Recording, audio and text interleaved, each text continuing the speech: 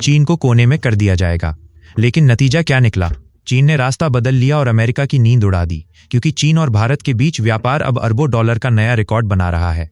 America के tariff और धमकियों के बीच ये खेल कैसे पलटा, आज हम आपको पूरे डिटेल में बताने वाले हैं।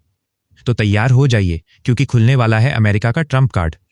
दरअसल ब्लूमबर्ग की ताज़ा रिपोर्ट के मुताबिक पिछले महीने चीन से भारत का आयात 12.5 अरब डॉलर पर पहुंच गया, जो इतिहास का सबसे बड़ा आंकड़ा है। और इसका सबसे बड़ा कारण है एप्पल का आईफोन प्रोडक्शन। अब आप सोच रहे होंगे कि आईफोन का प्रोडक्शन भारत में शिफ्ट हो रहा है, तो चीन को फायदा कैसे? यही तो असली ट्विस्ट है।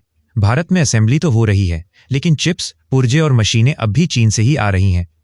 सिर्फ जुलाई 2025 में चीन ने भारत को लगभग 1 अरब डॉलर के कंप्यूटर चिप्स भेजे। इसके अलावा अरबों डॉलर के फोन और इलेक्ट्रॉनिक पार्ट्स भारतीय फैक्ट्रियों तक पहुंचे। यानी एप्पल की मेड इन इंडिया कहानी के पीछे भी मेड इन चाइना का तड़का लगा हुआ है।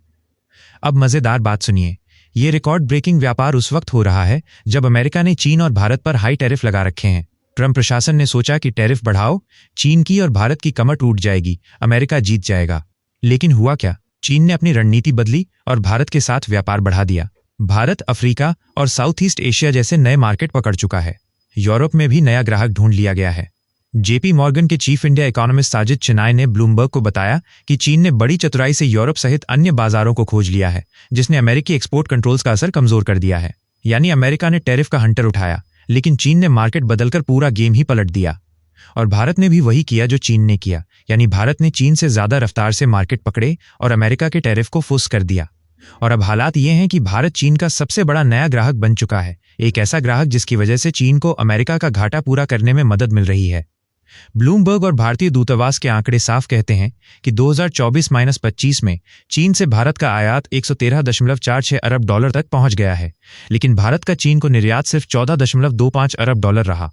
यानी सिर्फ एक देश चीन के साथ हमारा व्यापार घाटा लगभग 99.21 अरब डॉलर का रहा। अब जरा पुराने आंकड़े देख लीजिए।